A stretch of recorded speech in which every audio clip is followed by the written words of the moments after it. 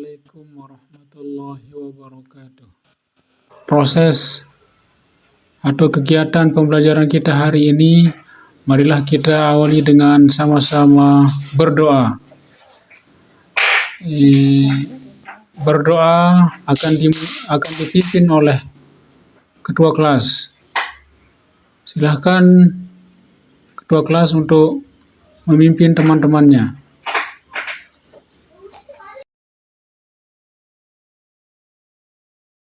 Pertama, mengamati gambar berikut ini. Nah, terlihat? Terlihat Pak Guru? Ya. Sekarang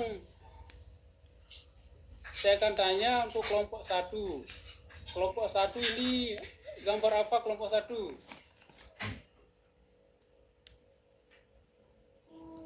Memberi minum. Memberi makan kepada orang tuanya. Ya, Berbakti kepada kedua orang tua.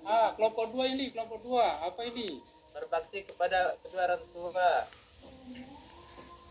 Kegiatannya apa maksud saya ini? Membasuh kaki orang tua. Membasuh kaki, memberikan makan kepada kedua orang tua.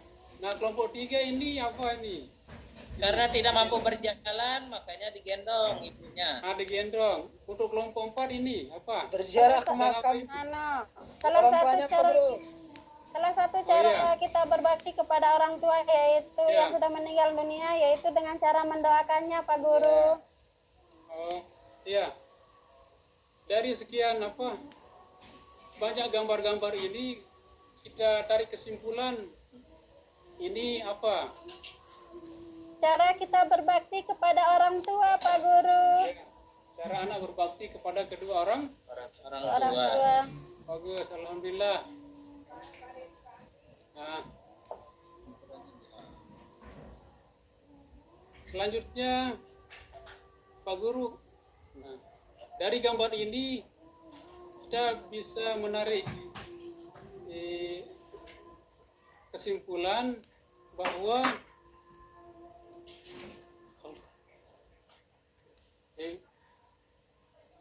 dari gambar ini kita bisa tahu atau kita bisa menerka materi kita untuk pertemuan kali ini adalah apa? Berbakti kepada orang tua. Itu tentang berbakti kepada orang tua dan patuh pada kedua orang tua dan guru, ya. Berbakti kepada kedua orang tua dan guru atau birrul walidain.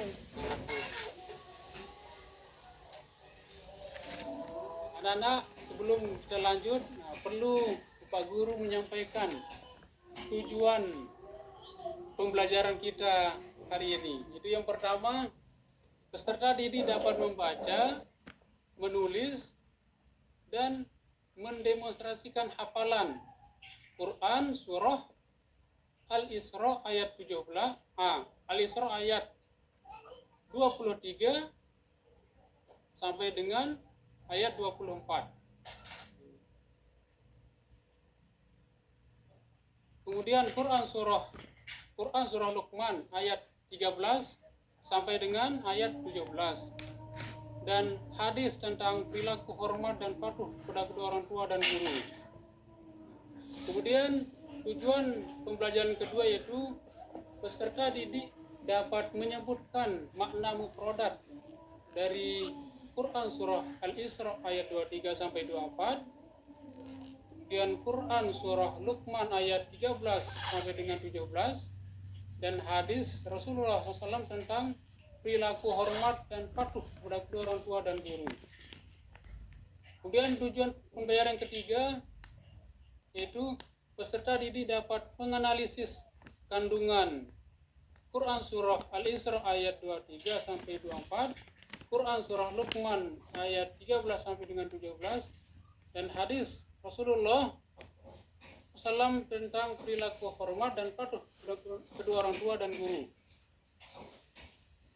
Dan tujuan pembelajaran yang keempat yaitu yang terakhir, peserta didik dapat menunjukkan perilaku hormat dan patuh kepada kedua orang tua dan guru. Nah, tadi Bapak Guru telah membagi kalian menjadi 4 kelompok. Nah, sekarang masing-masing kelompok akan Bapak Guru bagikan. Bapak Guru bagikan ayat-ayat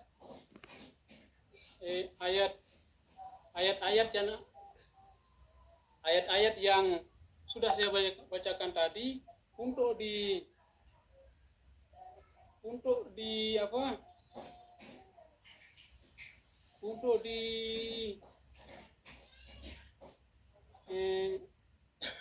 Kita akan baca Pak Guru. Untuk dicari mufradat. Nah, dicari mufradatnya, kemudian dianalisis kandungan makna dari ayat-ayat tersebut, dan yang ketiga, tentukan hukum bacaan yang ada pada ayat-ayat tersebut. Nah, untuk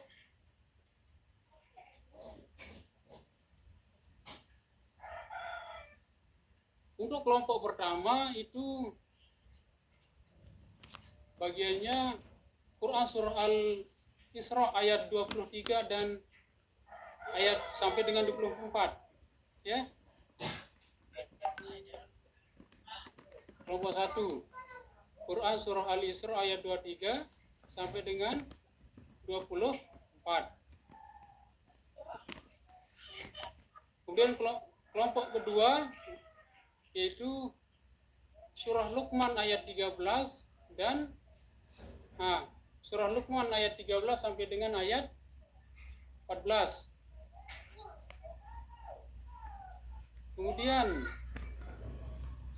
kelompok ketiga yaitu surah Luqman ayat 15 sampai dengan Materi saya apa kira-kira? ini cuma materinya ini. Luqman ayat 15, Pak. Ya, saya coba. A'udzubillahi minasyaitonirrajim. Bismillahirrahmanirrahim.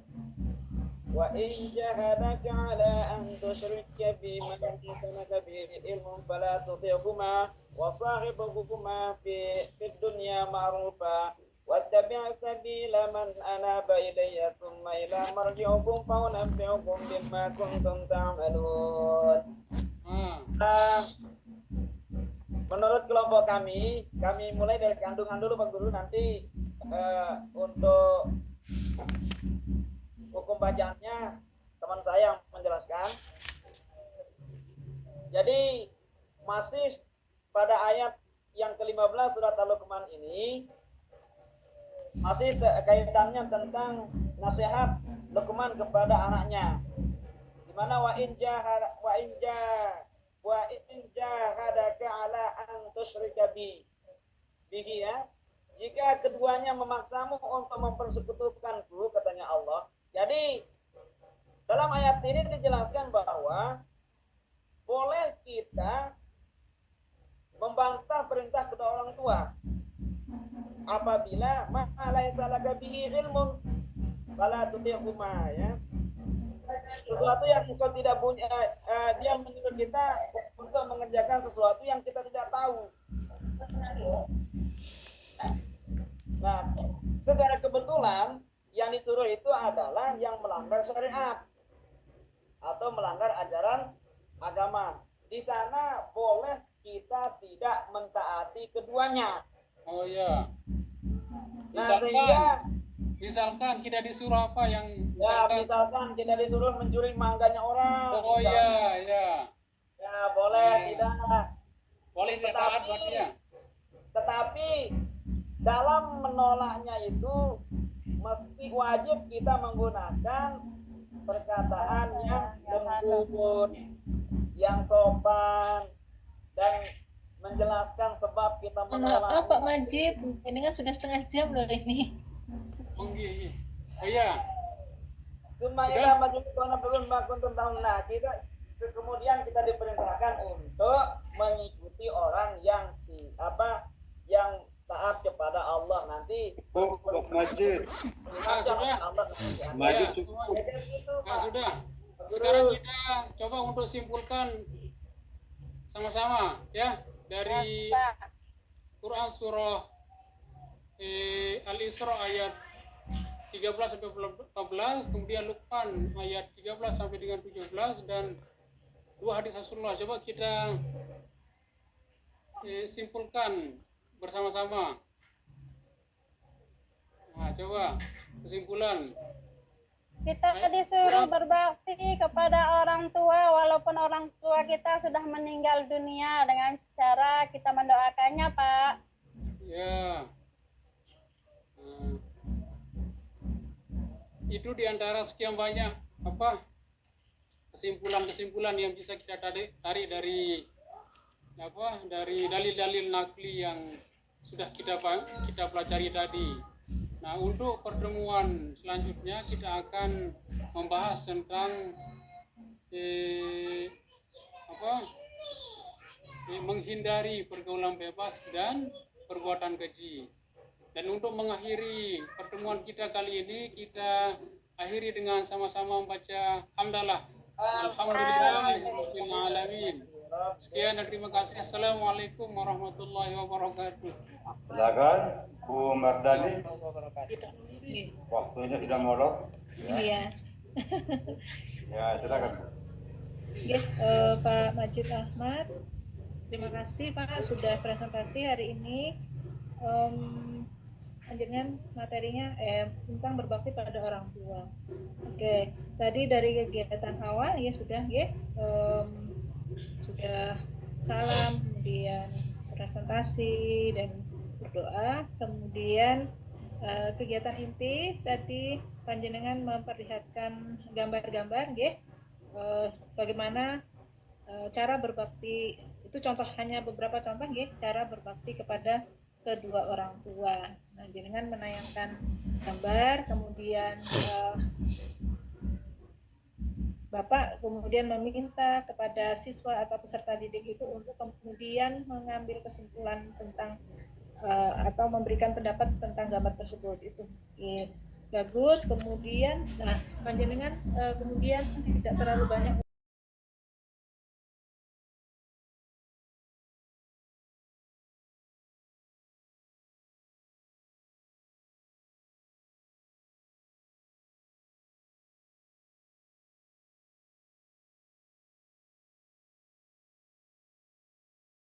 kami azmil umur. Nah, di sini kita menemukan banyak sekali produk yang kita dapatkan Pak Guru. Ya, misalnya ya bunaya.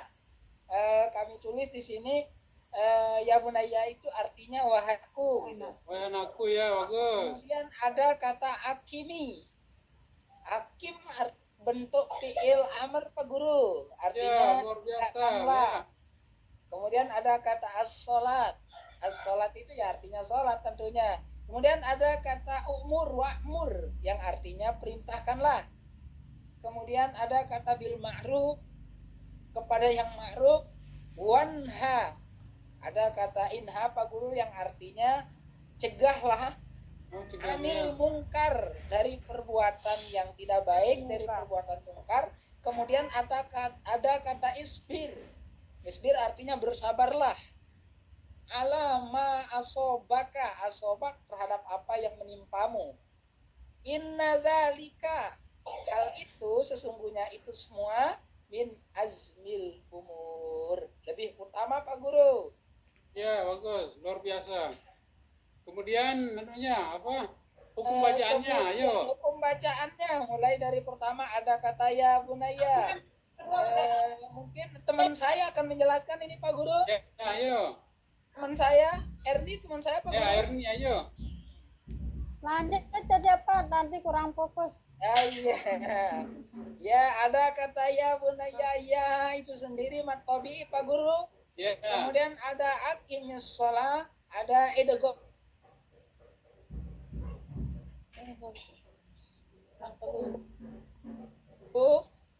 Ta'aruf di sini mat tabii Pak Guru. Ya. Anil mungkar, al mungkar. Di sini ada ikhfa hakiki Pak Guru. Ikhfa hakiki. Ya. Ala ma aso. Kata mat tabii bertemu dengan hamzah tapi berlainan kalimat Pak Guru di sini. Ya, betul Pak. Nah, apa kira-kira ya Pak Ismail ya? Mat jaiz. Majais munfasil. Nah, teman saya bisa membantu saya Oh, Pak iya. Guru. Luar biasa, Saya bisa ya, membantu betul Pak ya. Guru. Ya. Luar biasa. Inna. Nah, ini juga saya lupa sih Pak Guru. Inna Ada, mustabana itu, musadad. Oh iya, teman saya bisa Musadada. menjawab Pak Guru. Teman saya untuk bisa menjawab. Luar Asmil biasa. Ya. umur. Nah, kata umur ini sih tidak saya tahu Pak Guru. Teman saya mungkin bisa juga membantu. Ayo membantu ayo. Al umur. Apa itu? Ini saya lupa. Marid lis sukun. Ada sukun. Ada teman yang membantu Pak Guru. Sarjan Iya. membantu saya Pak Guru. Ya, marid lis sukun. Ahmad Arif Dalilin. Institut. Disukun. Terima Kemudian kasih itu kandungan saja Pak ayatnya. Guru. Itu saja penjelasan dari kelompok kami. Kemudian ada hadis tadi yang Pak Guru Iya. suruh kami ya. Ini hadisnya. Kandungan Coba ayatnya jelaskan. belum itu Pak. Kandungan Ya. ayatnya coba. Kandungan ayatnya. Kandungan ayat. Oh ya, kandungan Kandungan ayat ayatnya. surat Luqman ayat 12. Secara umum kami telah menuliskan Pak Guru kandungan ayat bahwa perintah ada perintah di sini Pak Guru, masih kaitannya dengan Luqman memerintahkan kepada anaknya, kemudian Luqman memerintahkan agar Ma'ruf senantiasa nahi mungkar. mengerjakan yang ma'ruf kemudian mencegah yang mungkar. Itu saja sih intinya sebenarnya Pak Guru. Oh iya. Dan Coba. disuruh bersabar. Lanjutnya Disuruh hadisnya bersabar coba. juga. Ya. Hadisnya, kandungan hadis ini, kandungan hadis. Baik. Kandungan hadis ini kami sudah menuliskan hadis Pak Guru yaitu rogima ampu summa rogima ampu. Kenapa disebut 3 kali oleh Rasulullah?